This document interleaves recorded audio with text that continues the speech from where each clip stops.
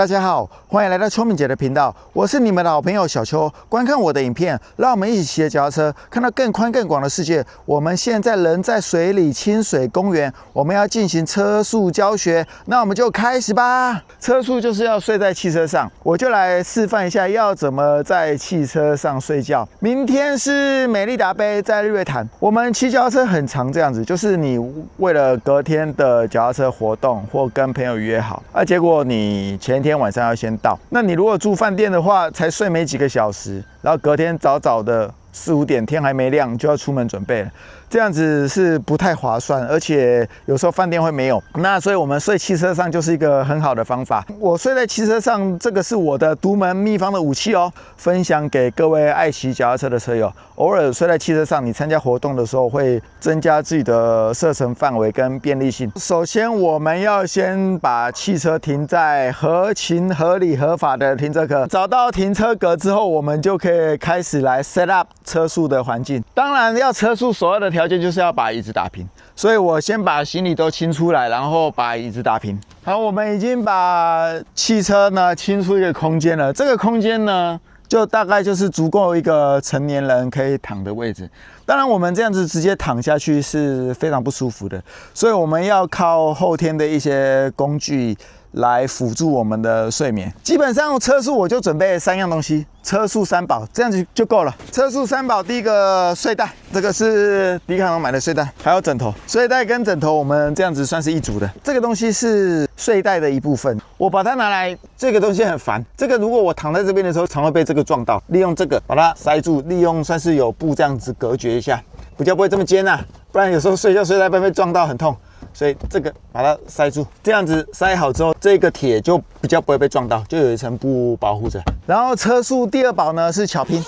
这个巧拼是干嘛用的？是平整化用的。因为一般休旅车它不是设计给我们睡觉用的，它后面本来就不是很平。做一个填平的动作，我们把它填平。因为它的后面比较低，前面比较高，所以我们要把后面填满。每个人汽车不一样，自己想办法弄，自己舒服就好。好，我们把这个巧拼已经填完了，接下来是最重要的工具。最重要的工具就是这个床垫，迪卡侬买的，这很好用哦，3000块而已。这个床垫这样铺上去，要打气啊！我们开始来打气。Fighting， 加油！打气啊！这个打气要用嘴巴吹的，我们就是对着这个印吹的。哇，有点缺氧，休息一下。好，我们打气完毕。打气完毕之后，再把睡袋放到你想要的位置。基本上这样子就完成一个车速的动作了。有床，有棉被，有枕头。那我个人习惯是头朝后面。我们来试躺一下，这样子躺起来跟家里的床有87分像，不到10分钟就把我的车里的家已经布置好了。我们把车里的家布置好之后呢，现在发觉一个很严重的问题。这台脚踏车要怎么办？因为它没有办法停里面了嘛，里面我们要睡觉。我想一下这台脚踏车怎么办？我想到了一个方法，我决定用内胎把它绑在那个栏杆，这样子我晚上睡觉的时候就把脚踏车停在外面。我们去把脚踏车绑好，因为我没有带到锁啊，我们就用内胎把脚踏车绑好。我们这个内胎就是可以这样子把脚踏车绑在这边。这台 Specialized SL8 配上 Classify 变速系统，配上 Garmin 功率器，整车加一加，可能没有40万也有30万啦。就这样绑在路边，然后我晚上睡觉睡在车子里面嘛，这样子这台脚踏车不会被干走才怪嘞。这脚踏车停在这边可能是不行，这样子太危险了，因为这么贵重的东西不能停在这边。到底要把脚踏车停哪里呢？我这边靠有都乐的车顶架啦 ，THULE 都乐的车顶架，那我们就把脚踏车架在车顶架上面。都乐的车顶架呢，这个是598的型号。我先问各位示范一下这个598型号的车顶架要怎么架脚踏车。首先你要把这个拿起来，然后呢，这个是车头朝前，它这个是夹在立管的。这样子我们脚踏车放在上面就要安心一点，而且都乐的这个有锁，我们这样子就把脚踏车架完了。都乐598型号的车顶架，它就是采用3点固定法。第一个，它是夹有这个东西固定脚踏车的下管，然后有前后轮带，这个是轮带跟后面这个轮带。它这个在夹下管的时候，它也有出这种保护脚踏车车架的，这个垫子，你这个垫子夹下去可以对脚踏车车架再多一层保护了。我们这样子就完成一个都乐598车顶架把脚踏车架起来的动作，帅啊！都乐除了有598型号之外，还有另外一个599的型号，我们来看一下。599的车顶架它是采用前轮固定的，一样是车头朝前。好，它这个有个卡榫卡进去就把它架好了。在599车顶架固定脚踏车的方式是最主要是靠这个它把前轮夹起来，然后后轮一样是有个轮带把它保护着。谢谢都乐的599车顶架，让我们的整台汽车看起来这么帅。好，我们在车速的同时呢，也可以透过天窗可以看到脚踏车还在不在，很安全的还挂在都乐599车顶架的上面。我们晚一点就准备要睡觉了，我们就睡在这个舒服的小窝，然后准备迎接明天的美丽搭配。冬天车速是比较舒服一点，因为外面温度22度，很舒服。开一点窗户就好，也不能开太多风，会有一些小虫飞进来。夏天的话，我们再看怎么弄啊。现在是冬天了，简单了。晚安 ，Good night。4点19分，我们起床了，准备要去比赛会场。昨天大概8点就睡到现在，这也睡了8个小时。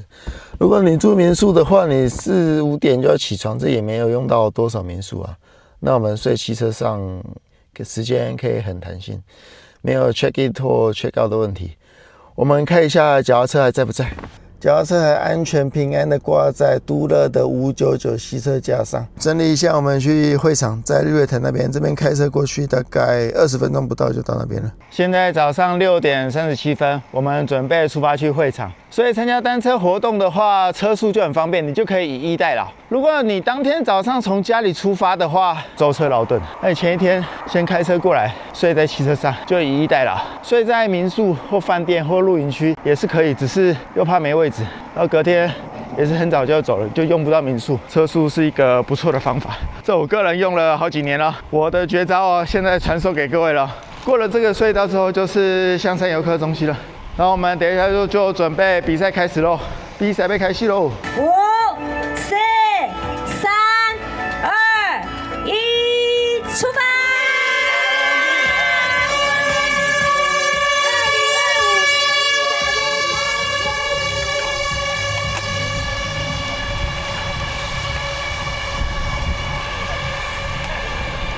这是全国冠军好小子。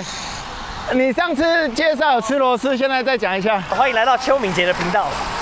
看这个频道啊，小邱会带你看到更宽更广的世界啊。阿凯怎么了？他肺炎，很严重哎，很严重。怎么还？他发了1个多礼拜的烧，对啊，还在医院呢。有点多也不会太多，刚刚好那个分量。我们怀念他们。漂亮哦，日月潭最漂亮的路段就是这一段。我们盯住小豪就好了。我们过了水色码头，这边要绕过半个日月潭，我们要右转，然后这边会有爬坡，要爬上那个云品饭店。我们过云品饭店路，风5秒。下坡路段。哦，日月潭缆车道路，伊达邵道路。哦，前面是小豪在带，顺顺的，24分 NP 221，平均功率184瓦，选装式道路。日月潭这边不好骑了。宣装式道路，开赛16公里 ，NP 231瓦，投射7公里。小豪一直在带，开赛时间37分钟，21.6公里 ，NP 228，平均功率195。环湖1号隧道，下坡开始，下坡完毕。阿亮来了，哇，回到大马路喽，接下来要下去水里。前面不是 KJ 吗 ？KJ， 拳很多给我，拳很多给我，换李思拳了，比赛拳很多给大家，水里道路，哇，这个长下坡太刺激了，去年这边开掉，今年没有开掉。我们来到水里市区，开赛54分钟，35公里 ，NP 229。我数了一下，现在集团大概11人。前面是国家冠军小豪，杜志豪，好小子。入谷乡道路哦，现在困难的骑过了，接下来会比较轻松一点。开赛1小时02分，41.5公里 ，NP 225瓦，平均功率187瓦，还好了，还可以接受。现在要休息，等一下后面还会有爬坡，很硬的。哇，走错路，走错路了。阿亮学长一直在拉，一亮学长一直在把自己往死里靠啊。往死里靠。哇，今天不用爬奇奇坡了，舒服啊。哦，现在均速要40内。今天走外环道，不用爬，走里面要爬坡，外环道是平路。现在大家稳定轮车前进。前面这是 KJ 洪康俊，有点逆风啊 ，Headwind。玉亮学长好强哦，可以顶好久啊，好强啊，好帅啊！就只有玉亮学长顶最久。水里市区道路 ，KJ， 你刚才有听到我的呼喊吗？有。你有听到我叫你钱很多给我吗？有啊。可以。啊，你真的钱很多给我了，是不是？没有，还好。水里正上。左转。等一下，前面会有人搞事哦。顺一下脚，加油！啊，交管都很热血、啊。开赛54公里 ，NP 226 ，AP 193。彭云堂推下去休息，他可能想要轻松骑，然后他等后面跟小豪就好。李斯想跑，李斯拉着冠宇想要跑掉。车城休闲农业区，开赛62公里 ，NP 来到234瓦了，1小时37分。我们要直走131鱼池，147左边有3坑，是上次 Philipson 来的时候下来的路线。鱼池乡道路，哇，小豪来轻松骑的，剩不到20公里。民丰农场香菇红茶，这边产香菇啊，哇，65公里，203瓦，1小时45分 ，NP 还是234。哇，小豪在带，高速坡，国家级火车头小豪，杜志豪，集团还有6位，还有 KJ 跟李四，小豪，冠宇，还有另外一位冠宇的队友。跑坡结束，这边有孔明庙，拜考试很灵哦。临时不烧香，临时抱佛脚，就在讲我，这个不错哦，帅哦！啊，难得可以跟李世奇在同一个集团骑这么久啊！还有 KJ 啊，好，准备爬坡，好，集团还是6个人，量子纠缠牵扯不清啊！哦，好累哦。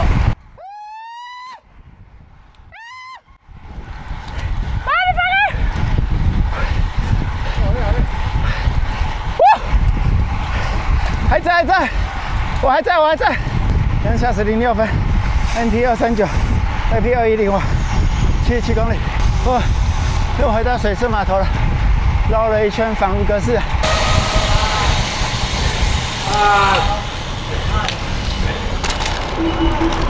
被巴士挡住，没事，我们有国家级火车头，哇，又来到最漂亮的地方。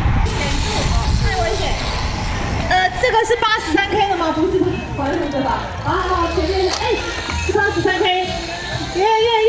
我们第2批进来了，超厉害的！哇，超厉害的！环途靠右，不要并排。强啊！小秋君超猛的啦！我难得可以跟到李四呢，我都在后面苟延残喘，后面也是很硬有点硬的。我们大概骑了2小时13分，平均速度36.6，平均功率209瓦，最高看 NP 啊。NP 238瓦，还跟得住领先集团。我们领完赛物资了，我们回去汽车上整理一下，等一下再来会场拿一下。我们现在在舞台上跟着大家玩 Soldier。我们参加完美利达杯了，今天骑得不错哦，跟台湾第1名杜志豪，还有非常有名的 YouTuber 李世峰。跟彭康俊 KJ Let's Ride 一起进终点，我们必须把车速做个收尾，有始有终。所以我现在要来示范一下怎么把车速收尾，很简单啊，那就把它收回去了，就把这一堆乱七八糟的我的狗窝，我们就把我们的狗窝恢复原状，让这台车变成一台汽车的样子。首先就是要把这个睡袋收好，这个睡袋把它收进去。然后最重要的是这个睡垫，睡垫呢，你这个把它 out， 把它打开来就会喷哦。准备啊，要发射咯，可以收很小。这个睡垫等一下，我们先把巧拼收起来。我个人习惯是在比较空旷的地方整理啊，这样子比较没有压力。所以我又回到水里清水公园来整理我的狗窝，把这个再收小一点。它这个就是把空气挤压出来了，差不多就好。这样我们车速3宝、睡袋、睡垫跟这个巧拼都整理好了，然后其他再把它弄一弄。经过了一番努力，我们又把这台汽车从车速模式变回一般汽车模式了。就这么的轻松简单，东西都放好了，然后后座的椅背也打起来，就是一般可以坐的样子了。前一阵子我出了一点状况，我有 po 了一篇 FB 嘛，就脚踏车不小心从汽车上掉下来。为什么会这样子？我跟代理商讨论过了，是我个人使用的问题。问题是出在这个东西，这个是轮带。都乐的车顶架设计是这样，3点夹，夹车的下管、前轮跟后轮。出事的原因是因为这个轮带断掉。这个轮带，因为这个轮带我用了很多年了啦，超过5年了。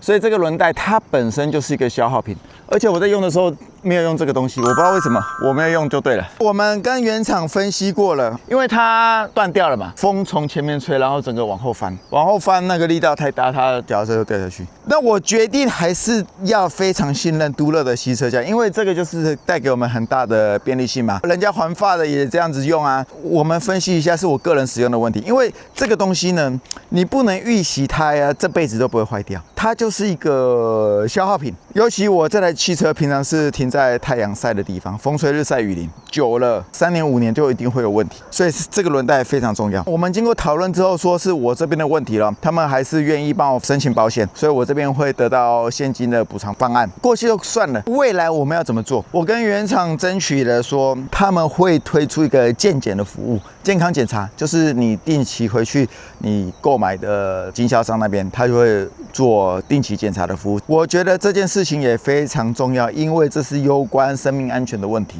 那当然发生了这件事情之后，我当然都全部换过最新的轮带了嘛。那我现在在跟原厂争取这部影片呢，我们送出5组。你有都乐吸车架的，你就来留言，我就抽奖给你，以会员为优先啦。不好意思啦，会员真的是我老板。会员如果没有送完，那我就来送给其他人。留言资格，你只要留 THULE 大写的，这样子就会有抽奖资格了。影片上架24小时后，我会做一个抽奖的动作，限量5对而已啊。就你有都乐吸车架，你再来留言啊。你没有都乐吸车架，你用不到这个东西。